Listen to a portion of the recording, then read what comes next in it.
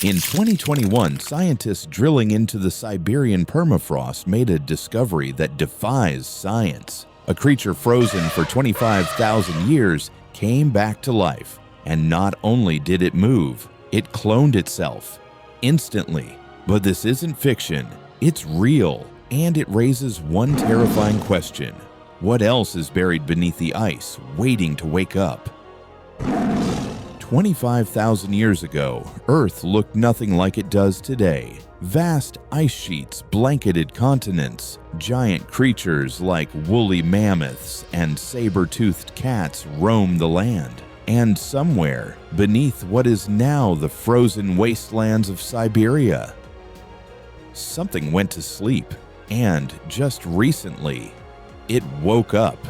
In 2021, scientists drilling through ancient permafrost, some of the oldest and coldest soil on Earth, made a discovery that challenges everything we thought we knew about life and death. Deep underground, preserved in a block of frozen Earth, they found microscopic creatures, simple in appearance, but biologically complete.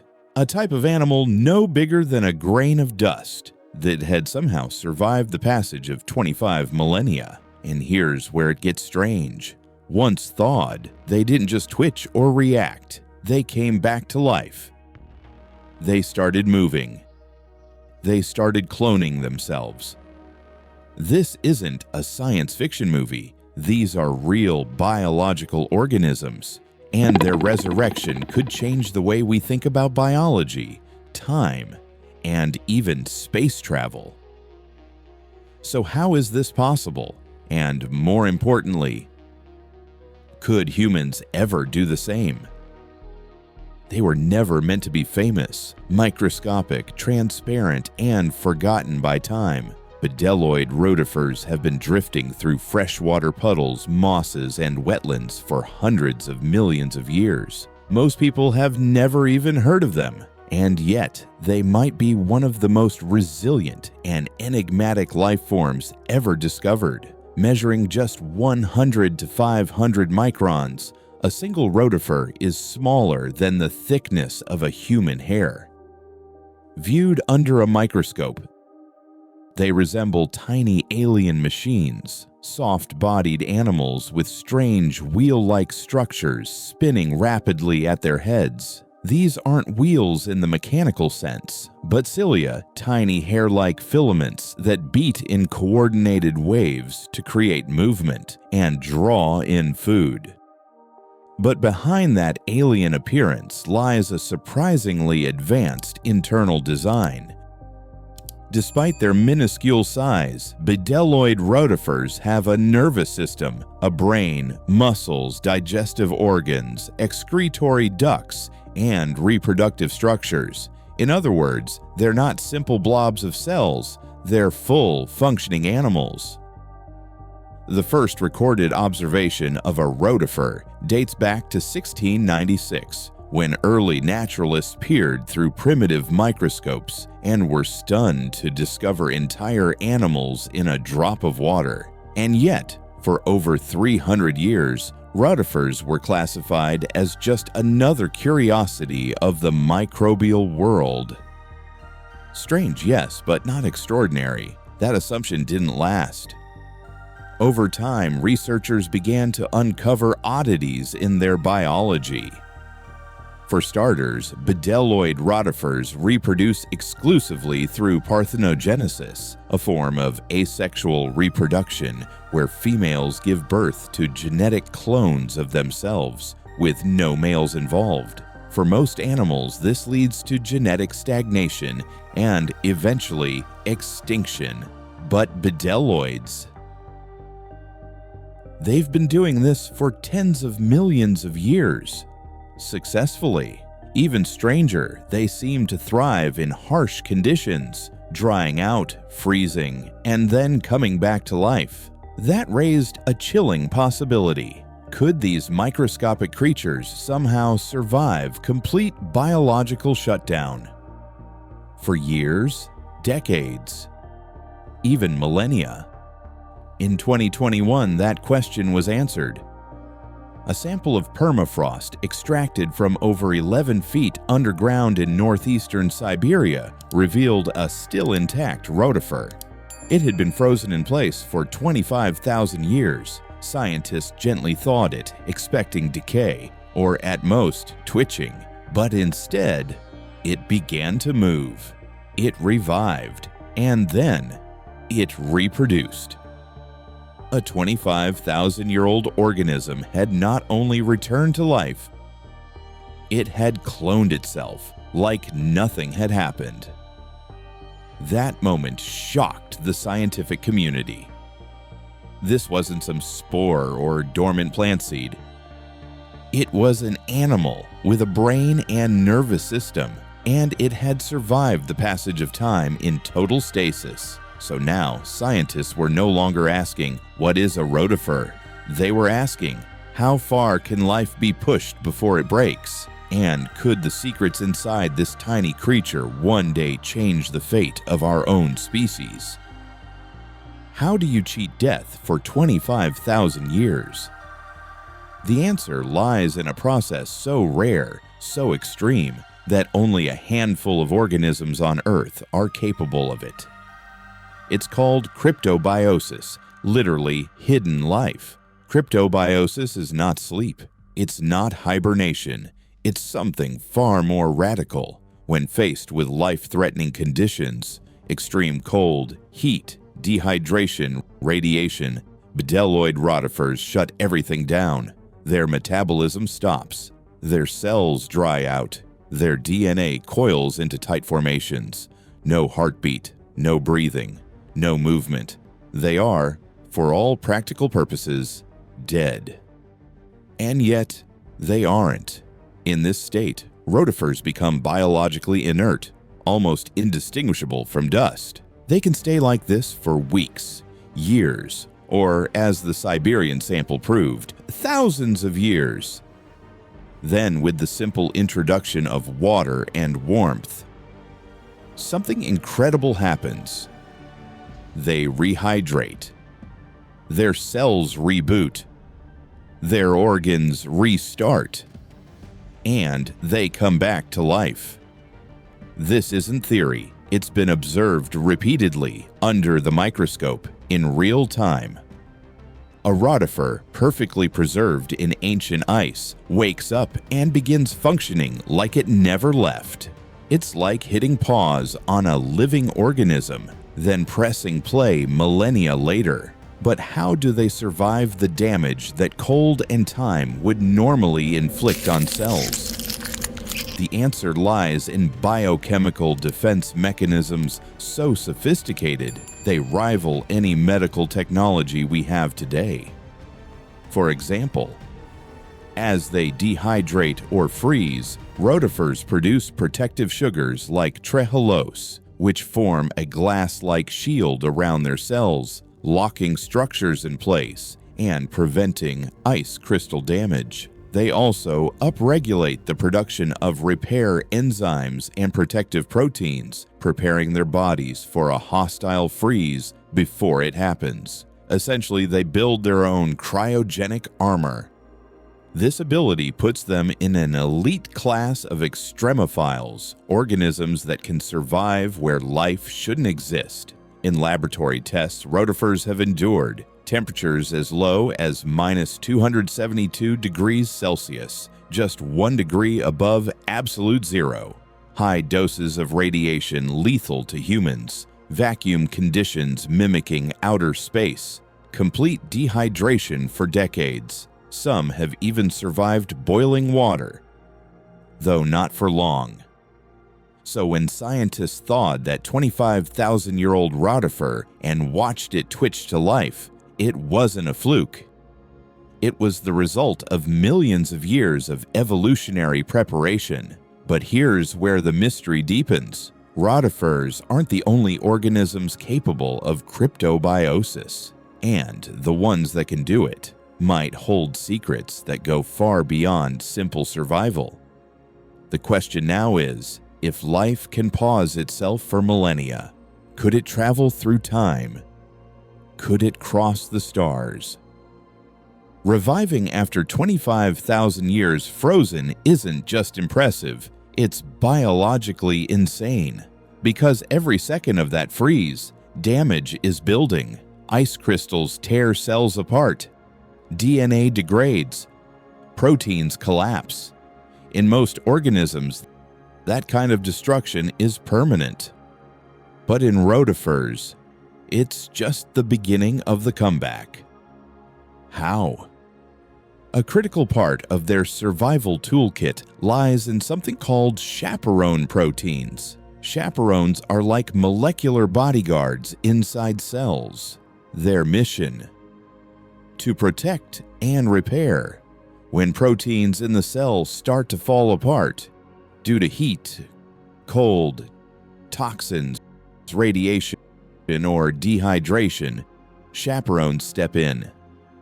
They stabilize the structure, guide it back into shape, or escort it to be recycled safely.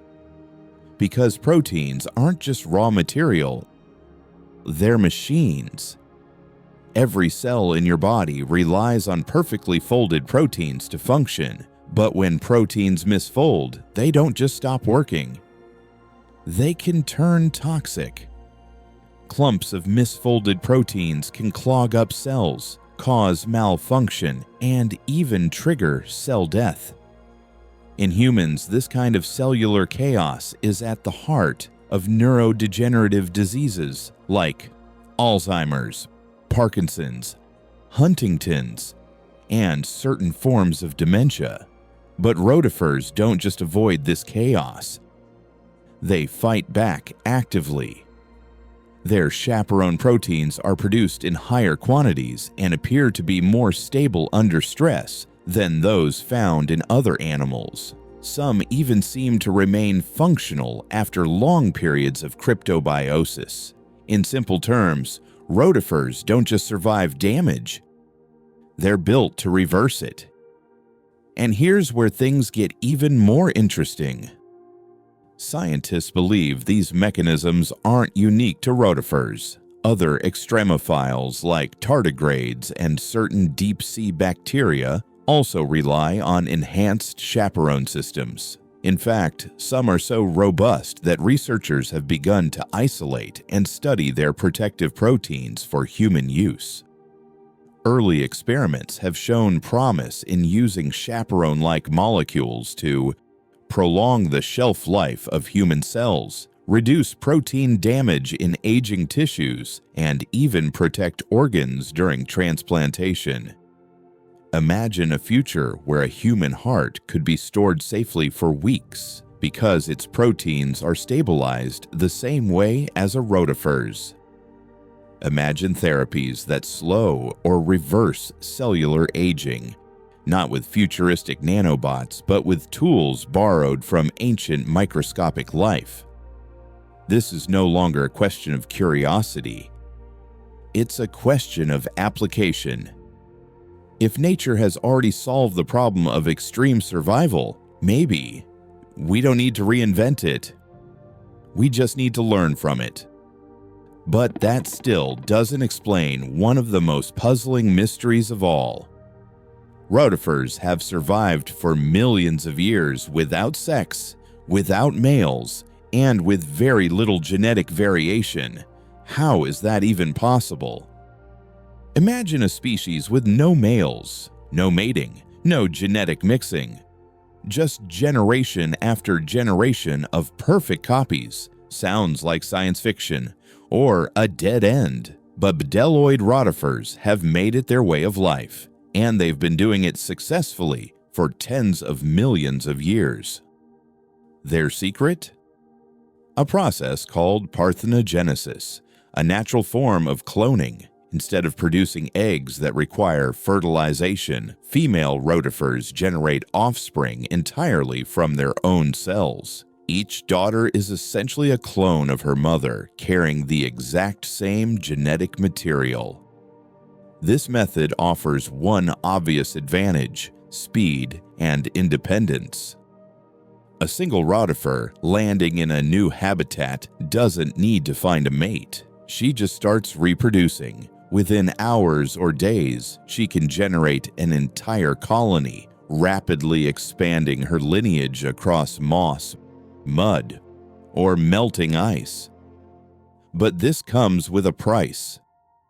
Most species that rely on parthenogenesis don't last long in evolutionary terms. Without the genetic shuffling that comes from sexual reproduction, there's no easy way to develop new traits or resist mutations. Over time, harmful genes build up, adaptability drops, and the species collapses. Yet somehow, rotifers didn't collapse.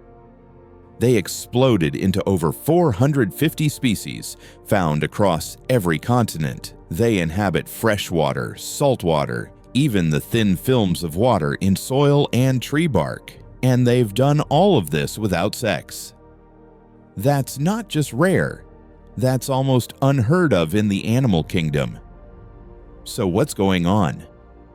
How can a lineage of clones stay evolutionarily competitive for tens of millions of years?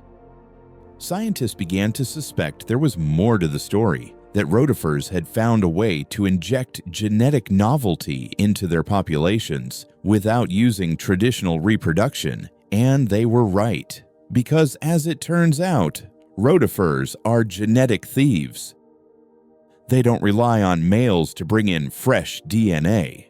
Instead, they've found a way to steal it from the environment, from bacteria, even from other kingdoms of life.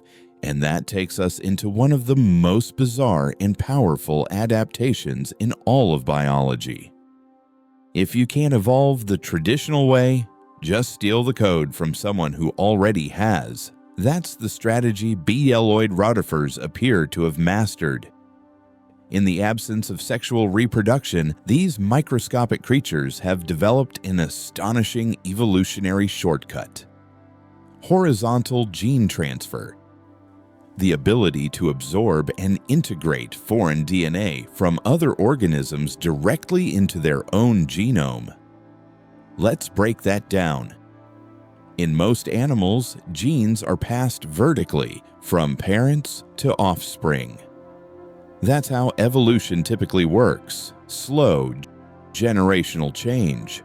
But rotifers can do something radically different. When the environment dries out and their bodies dehydrate during cryptobiosis, their cell membranes become porous. In this fragile, suspended state, DNA from bacteria, fungi, plants, or even viruses can slip in. Then, when the rotifer rehydrates and repairs its genome, it sometimes incorporates that foreign DNA into its own chromosomes. This isn't just contamination, it's functional code adoption. They are borrowing blueprints from completely different branches of life and using them.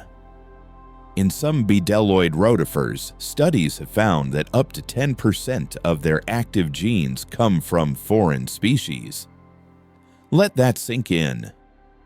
A microscopic animal with plant genes, fungal genes, and bacterial genes fused into its own DNA, working together to keep it alive.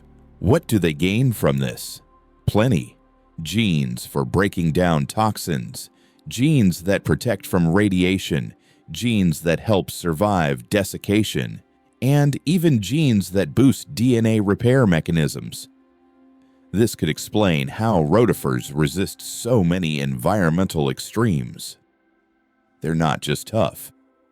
They're custom-built, constantly upgrading themselves like biological hackers. Think of it this way.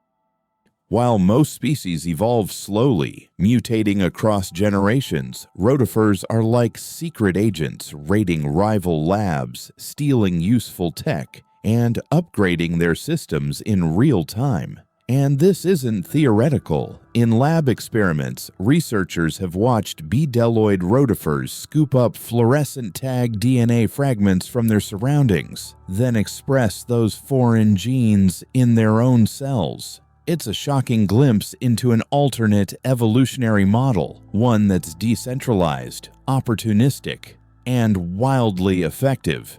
It challenges everything we thought we knew about heredity, and it raises a bigger question. What if gene theft isn't limited to rotifers? Could other organisms, maybe even those more complex, be doing the same thing right under our noses? As it turns out, rotifers aren't the only survivalists in the frozen corners of the Earth. Some have siblings in this biological arms race, and they're just as weird and just as unkillable. Bdelloid rotifers may have stolen the spotlight, but they're not the only organisms rewriting the rules of life and death. All over the planet, nature hides extreme survivors, life forms that seem to resist time, destruction, and even outer space. Take, for example, the nematodes. In 2018, Russian scientists discovered 2 species of frozen roundworms, also trapped in ancient Siberian permafrost. These tiny invertebrates were thawed, placed in culture, and began moving again. Estimated age, over 32,000 years. That's 7,000 years older than the rotifers. And they weren't spores. They weren't bacteria. They were multicellular animals brought back from a prehistoric past. It stunned the scientific world, but the most famous of these super survivors might be one you've heard of before, the tardigrade, or water bear. Tardigrades are microscopic animals with 8 stubby legs and a strange, lumbering walk. But don't let the cute name fool you. They're nearly indestructible. Tardigrades can survive temperatures just above absolute zero, boiling heat, massive doses of ionizing radiation, deep sea pressures, even the vacuum of outer space.